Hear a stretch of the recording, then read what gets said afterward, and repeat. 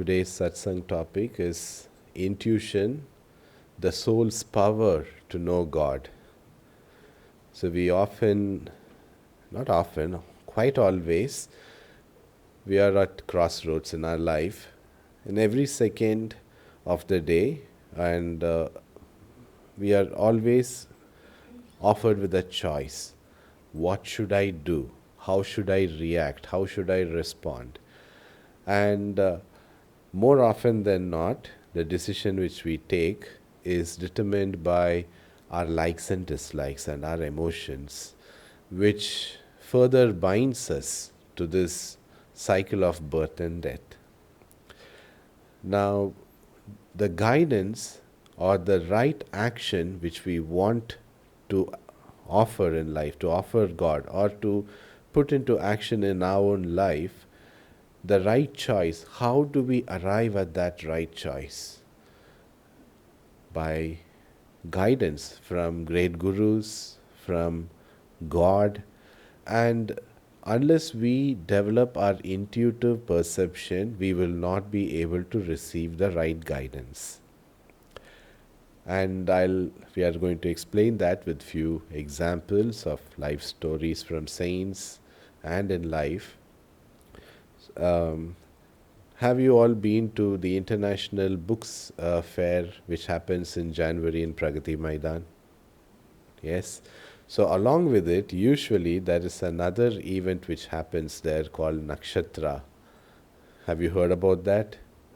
Quite a few of them are nodding. So for those who don't know, Nakshatra is that event happens along with the International Book Fair in the January, February.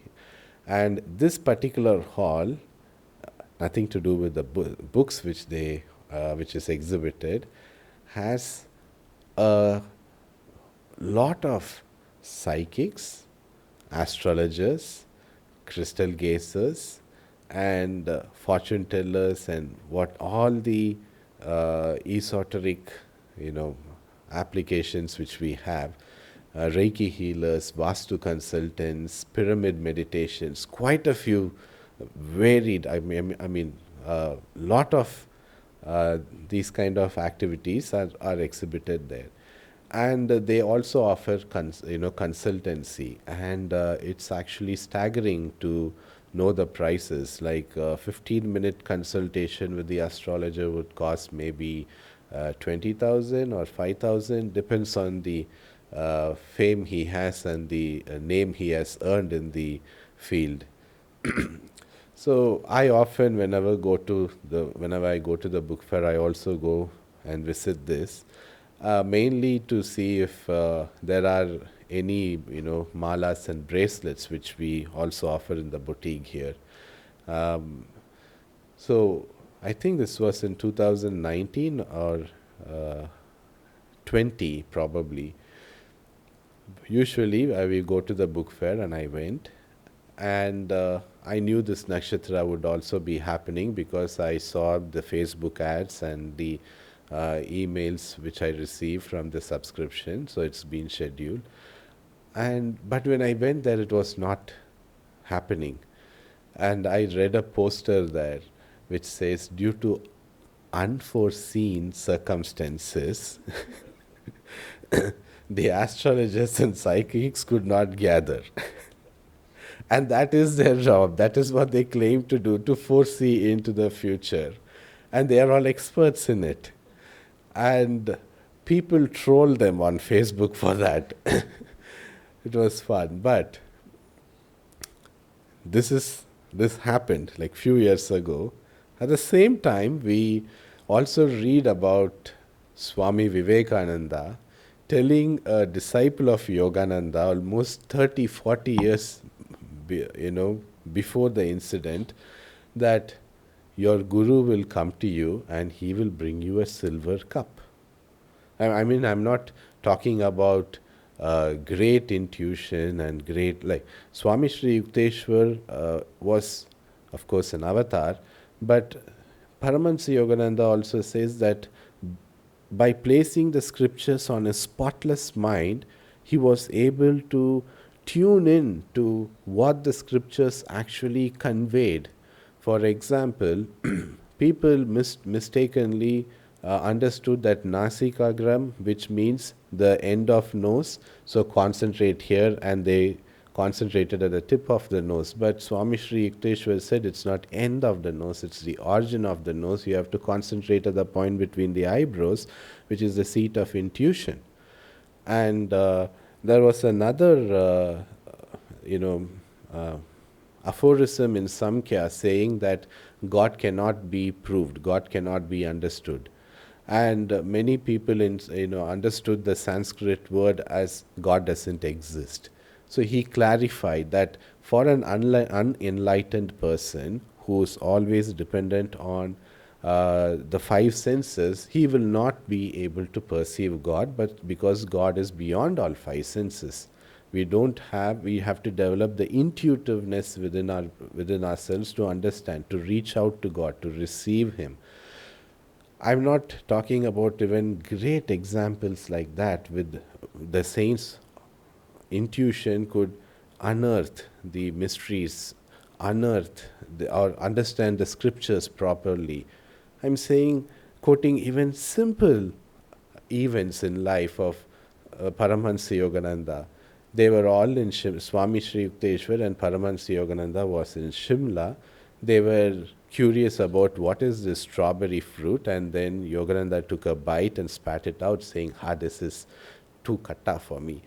And then Yukteswarji foretold that you will like this fruit when a hostess in America offers this with sugar and cream. And years later, so how does this intuition, how is he be able to see even such a small, insignificant karmic event which is going to unfold years ahead?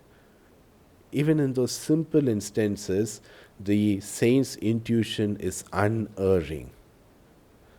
And how do we cultivate this intuition, or how do they cultivate this intuition? How did Swami Sri Yukteswar get the thought into his mind that this event is going to happen in the future? Paramhansa Yogananda says that thoughts are universally rooted, not individually rooted. So the thoughts which we cross our minds, the so-called ideas which we get into our mind, is not ours. It is just, we are just a medium through which the thought flows. Similarly, Swamiji and Master has implied that truth cannot be created, it can be only perceived. God cannot be created, you can only perceive. And for all these things, you need that intuitive channel. And how do we develop that intuition? And first and foremost, we have to see to what ray we are attuned to. How is the energy flowing within us? Graha, which means a planet, superficially, that's what we think, but the real meaning of graha is where we dwell, or graha means the ray of light under which you are in control, or you are controlled by a ray of light. The word also derived from, this ghar is derived from the Sanskrit word grahastha, graha, which means where you dwell, right? And graha, where we dwell, or the ray of light under influence. We are under that influence of that ray of light. That's why when we have certain planetary positions in our chart, we behave in a certain way, because that light is flowing through us, or we are under the control of that light. And we have to see to that we are under the influence of God and saints, not under planet. For example, Yogananda says Hitler almost destroyed the word intuition, because he in the name of intuition, reinforced his own likes and dislikes and instincts. But we have to tune ourselves to the ray of light sent to us by God, which is none other than these masters. When we attune ourselves to this ray, our consciousness is attuned to the great masters, and when our consciousness is attuned to our guru, to a saint, to God, then the thoughts which flow through our consciousness is also expansive, liberating, and we'll also end up doing the right action. How can we be responsible for the thoughts? Thoughts are universally rooted, right? How can we be responsible for something which is universally rooted? Because Paramhansa Yogananda says that you alone are responsible for your thoughts. Nobody can change them for you. He actually means you are responsible for your consciousness. You are responsible to expand your consciousness through meditation, and then after that, when the thought flows through you, the right thoughts come in. And second, what disturbs this antenna of intuition which everybody is blessed with? I'm saying everybody because you all have that intuition. Without that intuition, you wouldn't come here. There are so many lifetimes we have run behind wealth or fame or success or many other things. But now in this life, all of us know there is something more than what is out there. Who told you? There is a feeling which you all had, which propelled you towards spirituality, and then you have arrived here. And Yogananda says that this is the end of the road. This is not the beginning of spirituality. Kriya Yoga is the end of your journey. So when you have come here, you did not sit today morning and then start, or when you came to Ananda first, you did not write down on a paper positive aspects of Ananda, negative aspects of Ananda, why I should go there, why I shouldn't go there. You did not do a reasoning. You came here, you felt the energy was right, and hence you are here. Right? That is intuition. How do you know that I can connect with one of these masters? It is through your intuition. That intuition has brought you here. So this God-given intuition which we all have, how do we develop it? And what disturbs the antenna of intuition is our own likes and dislikes, our own clouds of thought. And that's why first we'll have to offer ourselves, offer our likes and dislikes through a prayer, invoke the presence of God, and make sure that our intuition or the thoughts which flow through us is not determined by our own likes and dislikes, but as it should be God-given. So be an empty vessel.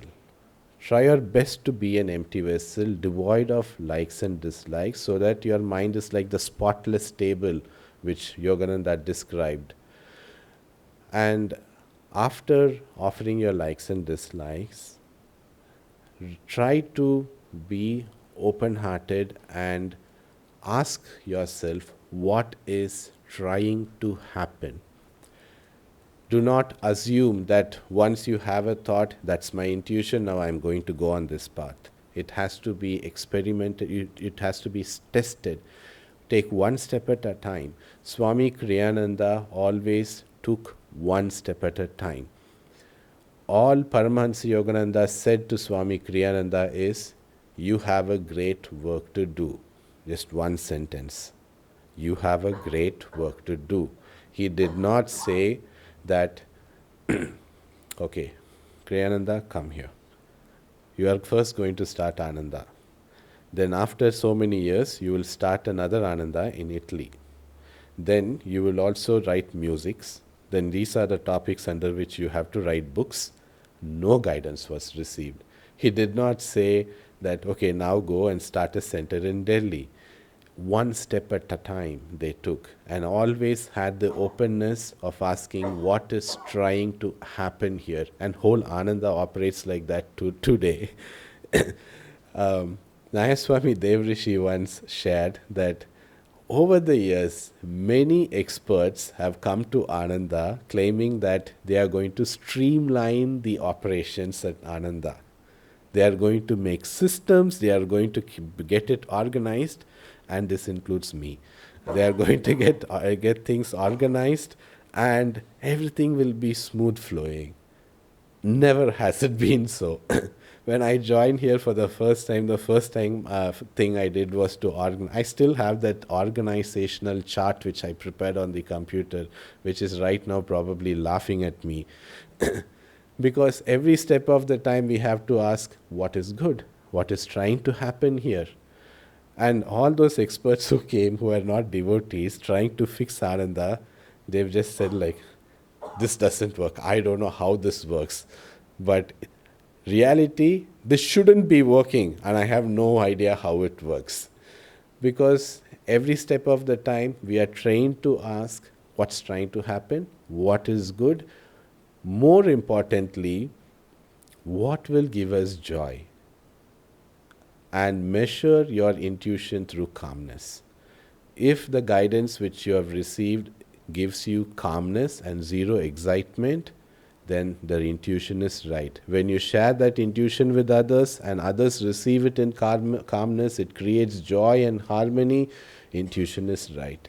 Otherwise, you are probably reinforcing your own likes and dislikes.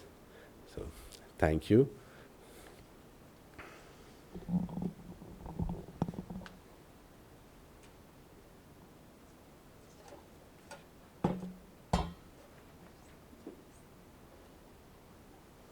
Okay, I will also share a little bit about intuition. You know, this intuition, this topic is very popular at Ananda also. Whenever we give a class on intuition, the room gets full. Because everyone knows intuitively that intuition will give a good answer, the right answer, and the truth. In fact, Paramhansa Yogananda said, the only way to know and to live in truth is to develop the power of intuition. Yoganandaji also said the scripture, the scriptural authority, is not in itself proof of truth. Even the information we collected through the senses and the processing and analysis by the inference, they will not be able to give the final proof either. The only way that we can know the truth is through intuition. The other day, Hari and I and a few others, we were discussing about these pictures of our gurus on the altar. There are two ways to light these pictures, frames. One is to have spotlights in front and project the light and cast a light on the surface. The other way is to have the backlight, just as they are right now. It's lit from the back. And I thought this is such a good metaphor on this topic also. When we see them, or when we try to relate to them, do we use our understanding, our views, and cast it on them and try to understand them? Or do we simply open ourselves and try to receive that ray of light that they are emanating from within? And this applies to anything. In relationships, when you face someone, when you relate to someone, are we imposing something from our side? Or are we trying to see the light that the soul has behind their face, behind their personality? The other day, I was talking with a friend of mine who is an HR manager in the big corporate. And she was sharing about a common acquaintance because he was assigned to a project, but then soon he got removed and assigned to another one because the first boss thought that this person's personality, behavior, the character don't fit in that project. And I mean, I don't know the details, and I don't want to make, the boss a bad guy, but it just reminded me of how often these things happen. That, we have someone new and feel that, no, he doesn't fit. But as Yogananda ji said in the Autobiography of a Yogi, every atom in creation is dowered with individuality. We are all different. And at the same time, we are all the same. We are all, a spark of the infinite, children of God. And when we casually say that, oh no, he's not good, let's move this person here and there, are we really seeing that light in his soul that is coming or trying to come through his character? Or are we just imposing our view? And of course, in the practical world, these things happen. It had to happen. However, there is a difference. If we have that knowing that he is a soul, he is also on the journey to realize himself, rather than, he's that kind of person, this kind of person. There is this person from the United States, George Washington Carver. He was an American agricultural scientist in the early 20th century. He is known for inventing over 100 products using peanuts. Okay, so he had, we might call him a genius, gifted with those superconscious inspirations or intuitions. He was a devout Christian. He used to pray to God very often, for many hours. Once he was invited to a committee in Washington, D.C., and he was asked to speak about the potential of peanuts for 10 minutes.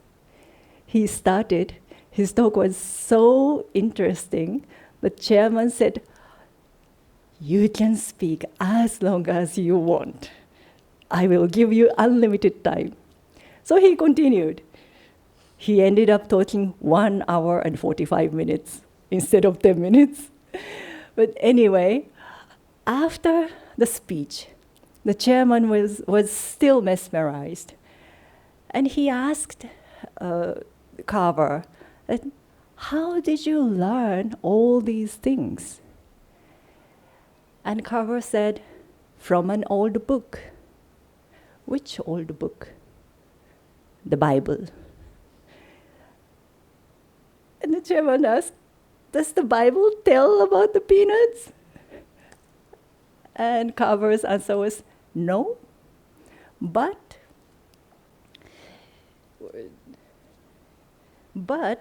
it tells about God who made peanuts. And I asked him to show me what to do with the peanut, and he did." In other occasion, he also said, "If you love it enough, anything will reveal its secrets to you." He was talking more about the plants because that was his profession, but it applies to people also, right?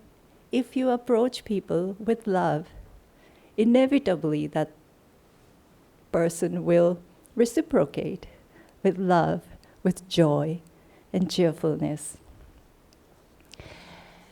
God is truth. God is love. So naturally, truth has to contain, or truth has to be love. When we approach anything with love, it's, the channel of super conscious understanding or intuitive understanding opens up. Be it a person or peanut or any activity or even God. Wisdom is not cold and dry. It's not the absence of feeling that will give the clarity from intuition. If we are to understand truth of anything, there has to be love that connects us and that object or subject that we are trying to understand. Swami Kriyananda said, calm love, not excited emotion, is the key to wisdom, because the rays of love radiate a warmth that banishes our mental clouds. And isn't it how we feel when we look into the eyes of these great masters? By, as Hari was saying, by attuning our consciousness to His, we develop that calmness, calm love. We receive their calm love. Sister Janamata, Master's most advanced woman disciple, she said this: I consider myself a storage battery for my Guru's vibration. I consider myself a storage battery for my Guru's vibration. Isn't it beautiful? I mean, we all can aspire to be a storage battery of the vibration of these great ones, of their love. And carry that, store that love, and go into our lives, and then connect with everyone and everything that we meet. Then they have to reveal its secrets, their secret, their truth. And that is the intuition, real understanding we're seeking.